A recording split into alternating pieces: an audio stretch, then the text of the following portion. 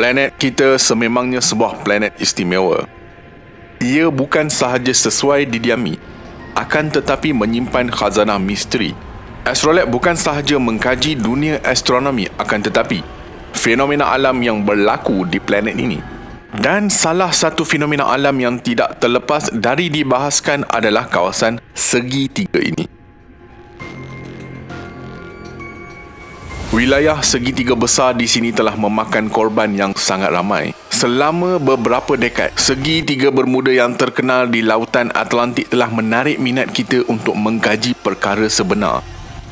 Apakah yang sebenarnya berlaku di kawasan tersebut? Dan kenapa kehilangan kapal, pesawat dan manusia pada mulanya tidak dapat dijelaskan?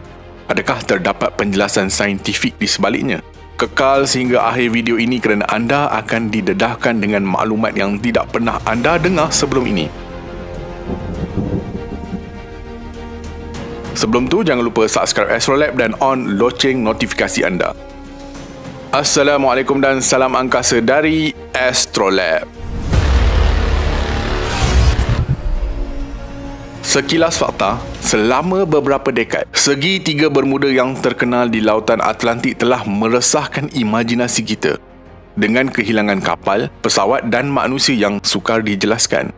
Sesetengah pihak membuat spekulasi bahawa kuasa yang tidak diketahui dan misteri menyumbang kepada kehilangan yang tidak dapat dijelaskan, seperti makhluk luar angkasa yang menangkap manusia untuk kajian, pengaruh benua Atlantis yang hilang, pusaran yang menyedut objek ke dalam dimensi lain dan idea-idea aneh lain. Rekod-rekod mengenai fenomena aneh dicatatkan oleh pengembara dan pengemudi kapal laut dan udara. Pada tahun 1840, seluruh dunia digemparkan dengan berita yang mengejutkan. Sebuah kapal Rosalie ditemui di sekitar Bahamas. Semua bekalan air tawar dan bekalan serta kargo dan bot penyelamatnya masih utuh, tetapi kru Rosalie telah hilang secara misteri. Dan satu-satunya makhluk yang ditemui di atas kapal itu ialah burung kanari. Tahun 1918, sebuah kapal kargo sepanjang 165 meter, USS Cyclops, hilang di kawasan yang sama. Tiada seorang pun penumpang daripada 306 orang di atas kapal itu menghantar isyarat bantuan panggilan kecemasan. Kedua-dua insiden berlaku dalam kawasan yang dikenali sebagai segitiga bermuda. Dan tidak lama kemudian pesawat juga dilaporkan mulai hilang tanpa dikesan. Adakah ini cerita dongeng sensasi yang digembar-gemburkan atau satu anomali yang belum diterokai? Apakah yang tersembunyi di perairan segitiga bermuda? Mari kita selidik dari bawah. Segitiga bermuda ialah kawasan di Atlantik yang terletak di hujung tenggara Florida. Sebahagian daripada zon perairan berbentuk piramid itu adalah di Bahamas. Kawasan itu sendiri adalah antara Miami, Bermuda dan Puerto Rico. Kawasan ini meliputi lebih 140,000 batu persegi. Selain badai taufan dan ribut yang kerap berlaku di sini, gelora air di sini dijelaskan oleh fakta bahawasanya Bermuda terletak di lautan yang terbuka. Sekiranya ribut bermula serentak di bahagian utara dan selatan serta berhampiran pinggir pantai Florida, ketiga-tiga ribut akan bertembung lantas menghasilkan ombak yang sangat besar. Pelbagai jenis kapal telah karam di perairan ini sepanjang sejarah pelayaran zaman dahulu hinggalah kini. Para kelasi kapal dan pengemudi pesawat tahu akan bahaya yang bakal menimpa jika mereka melalui kawasan perairan laut terbuka. Contohnya, USS Cyclops sepanjang 165 meter. 309 kru kapal dikatakan hilang di laut pada 1918. Teori konspirasi mula bergema dari segenap sudut. Ada yang mengatakan disebabkan haiwan gergasi laut. Ada yang menuduh tentera Jerman sebagai punca kehilangan kapal dan juga menyalahkan kawasan segitiga bermuda sebagai punca kehilangan kapal dan kru. Akan tetapi dari sudut kejuruteraan, kapal tersebut telah direka secara data pada bahagian bawahnya untuk menampung beban kapal tersebut. Oleh itu, kapal ini terdedah dengan bahaya ombak besar yang datang secara sisi. Mangsa kemungkinan jatuh secara sisi akibat dihempas ombak yang ganas. Insiden paling sensasi ialah kehilangan 5 pesawat pengebom tentera laut pada 5 Disember 1945. Sesiapa jua yang membaca berita mengenai insiden ini akan menganggapnya sebagai satu kejadian mistik Ketua penerbangan adalah seorang juruterbang yang berpengalaman dan pesawat-pesawat tersebut terbang dalam keadaan cuaca yang baik. Kelima-lima pesawat ini mula menyedari sesuatu yang pelik apabila menghala laluan ke utara. Navigasi menjadi tidak tentu hala dan mereka mula sedar arah penerbangan juga salah. Semua kompas mereka juga gagal. Setelah tamat komunikasi terakhir dengan menara kawalan, satu pasukan penyelamat dihantar, akan tetapi tidak menjumpai sebarang mayat maupun sisa pesawat. Tetapi jika kaji dengan cara yang betul, kita akan temui jawapan mengapa insiden seperti ini boleh berlaku. Salah satu versi yang paling popular ialah teori gelombang gergasi. Gelombang gergasi ini mungkin naik setinggi 30 meter.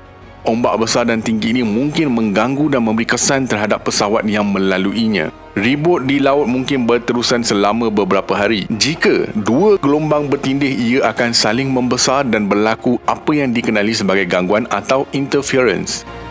Itulah istilah khas untuk fenomena ini. Akibatnya, saiz ombak ini boleh membesar mencecah puluhan meter tidak terjangkau di akal. Malah kapal perisai ribut mungkin tidak dapat menahan daya penghancurannya. Tidak seperti tsunami, ombak ini muncul secara tiba-tiba walaupun dalam cuaca cerah. Jadi sangat mustahil untuk melihatnya datang. Hakikat bahawa hampir tidak ada serpihan yang ditemui selepas kemalangan atau kapal karam diambil kira oleh sifat dasar segitiga Bermuda. Permukaan berceranggah dan berkelar di Lautan Atlantik dapat membantu kita menjelaskan keadaan tersebut. Terdapat parit besar melintasi segitiga ini. Kedalamannya mencapai 8,742 meter. Panjang parit itu berukuran 1,754 km. Lebarnya kira-kira 97 km. Ini adalah titik paling dalam di Lautan Atlantik. Selain itu, ia memiliki kepelbagaian bentuk muka bumi di bawah segitiga Bermuda yang kaya seperti cerun benua, landai laut, penara abis dan selat yang mengalir dalam. Keadaan seperti ini pasti menjadikan sebarang pencarian serpihan hampir mustahil. Bercakap tentang kehilangan pesawat, kunci kepada teka-teki ini juga mungkin dapat diperoleh dari dasar laut, iaitu tektonik. Aktiviti seismik di bahagian bawah segitiga boleh menyebabkan gangguan magnetik yang seterusnya boleh menyebabkan peranti navigasi tidak berfungsi. Gempa bumi dalam lautan yang kerap mengakibatkan bukan sahaja letusan metana tetapi juga boleh menjana infrabunyi. Infrabunyi adalah getaran udara pada frekuensi yang terlalu rendah, iaitu di bawah 15 Hz untuk dikesan sebagai bunyi oleh telinga manusia. Ini seterusnya mengganggu gelombang radio. Ini juga antara sebab peralatan elektronik gagal dan juruterbang kehilangan bearing. Infrabunyi juga boleh menyebabkan gangguan jiwa jika terdedah kepada tempoh yang lama. Juruterbang dan pelaut mungkin mengalami gangguan jiwa dan bertindak secara tidak terkawal. Sebagai contoh, para kelasi kapal mungkin telah meninggalkan kapal mereka atau hilang daya mengemudi. Walau bagaimanapun, bukti saintifik yang dapat dijelaskan adalah letusan gas akibat penguraian hidrat metana di dasar lautan. Medan ini terbentuk selepas perebutan organisma terkumpul di dasar laut. Mengikut konsep ini, gelembung besar yang kaya dengan metana terbentuk di permukaan air. Ketumpatannya adalah rendah sehingga satu tahap yang menyebabkan momen lungkup kapal. Astrolab jelaskan. Ia adalah keadaan apabila daya graviti ke bawah mengarah lebih ke tepi kapal dari daya apungan ke atas. Ia menyebabkan kapal tidak terkawal dan tenggelam ke dalam laut dengan kadar pantas. Bercakap tentang kemalangan udara, kita boleh simpulkan bahawa semasa terapung di udara, metana boleh menyebabkan mereka menjunam. Sebagai contoh, ketumpatan udara boleh berkurang ke tahap di mana kapasiti tampung pesawat juga boleh menurun dan altimeter akan gagal berfungsi. Altimeter adalah alat yang digunakan untuk menentukan ketinggian suatu objek relatif terhadap aras tertentu. Ia telah disahkan secara eksperimen bahawa kapal benar-benar boleh tenggelam dengan cepat secara relatifnya berikutan kesan fenomena ini. Dengan syarat, gelembung gas penyebabnya lebih besar atau sama dengan kapal. Apa yang menarik, hidrat metana boleh ditemui di kawasan lain di lautan global, seperti contoh di Laut Okhotsk dan banyak tempat lain di seluruh planet ini, seperti mana segitiga Bermuda. Bezanya, tempat-tempat tersebut tidak menerima publicity yang banyak seperti mana di segitiga Bermuda. Apa yang boleh difahamkan di sini adalah kebanyakan laporan yang diterima mengenai segitiga Bermuda seolah-olah diperbesarkan tanpa kajian dan penyelidikan secara mendalam. Cuba kita rumuskan semua perkara tadi dan lihat segitiga Bermuda dari perspektif yang berbeza.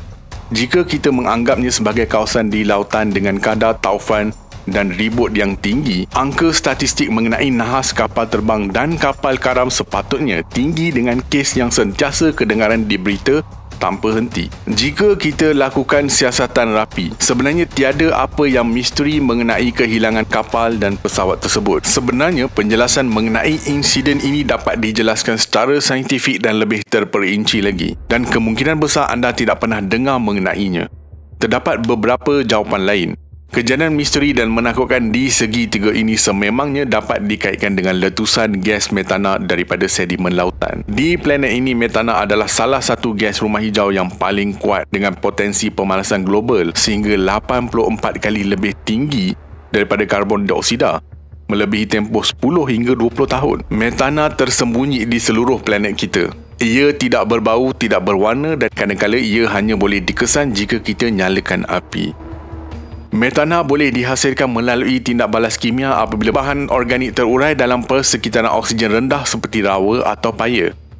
Apabila tumbuhan mati dan tenggelam ke dasar paya, bakteria memecahkannya dan menghasilkan metana.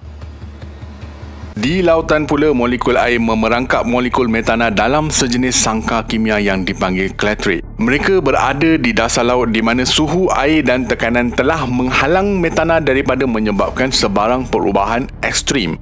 Tetapi apabila suhu meningkat, sangkar clatrate mula menjadi tidak stabil dan membebaskan molekul metana dan air.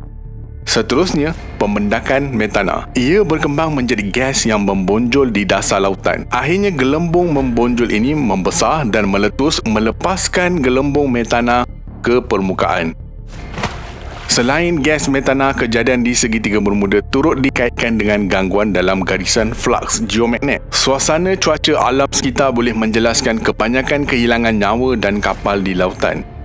Majoriti ribut dan taufan tropika Atlantik melalui segitiga Bermuda, dan pada hari-hari sebelum ramalan cuaca yang lebih baik, ribut berbahaya ini telah mengorbankan banyak kapal. Juga, arus teluk boleh menyebabkan perubahan cuaca yang cepat, kadang-kadang ganas.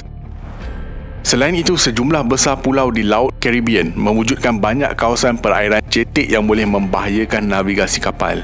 Dan terdapat beberapa bukti yang menunjukkan bahawa segitiga Bermuda ialah tempat di mana kompas magnet kadang-kadang menghala ke arah utara sebenar berbanding dengan utara magnet. Tentera Laut dan Pegawai Pantai Amerika Syarikat berpendapat bahawa tiada penjelasan gaib untuk bencana di laut. Pengalaman mereka menunjukkan bahawa gabungan kuasa alam dan kesilapan manusia mengatasi kisah-kisah yang sering kali diperdengarkan kepada kita. Lembaga Nama Geografi Amerika Syarikat juga tidak mengiktiraf segitiga Bermuda sebagai nama rasmi dan tidak mengekalkan fail rasmi di kawasan itu. Kawasan segitiga Bermuda ini bukanlah sentiasa mengalami kejadian ribut atau taufan. Sebaliknya, ada hari-hari tertentu di mana cuacanya cerah dan kapal boleh lalu dengan baik. Lautan sentiasa menjadi tempat yang misteri bagi manusia, dan apabila cuaca buruk atau navigasi yang buruk terlibat, ia boleh menjadi tempat yang sangat bahaya. Tiada bukti bahawa kehilangan misteri berlaku dengan kekerapan yang tinggi di segitiga Bermuda berbanding di mana-mana kawasan lautan lain di dunia. Fenomena-fenomena alam yang berlaku di planet kita seharusnya dikaji dengan baik untuk memberi gambaran baik kepada generasi akan datang. Nyatakan komen anda, jangan lupa like, share dan subscribe. Astrolab signing off from space.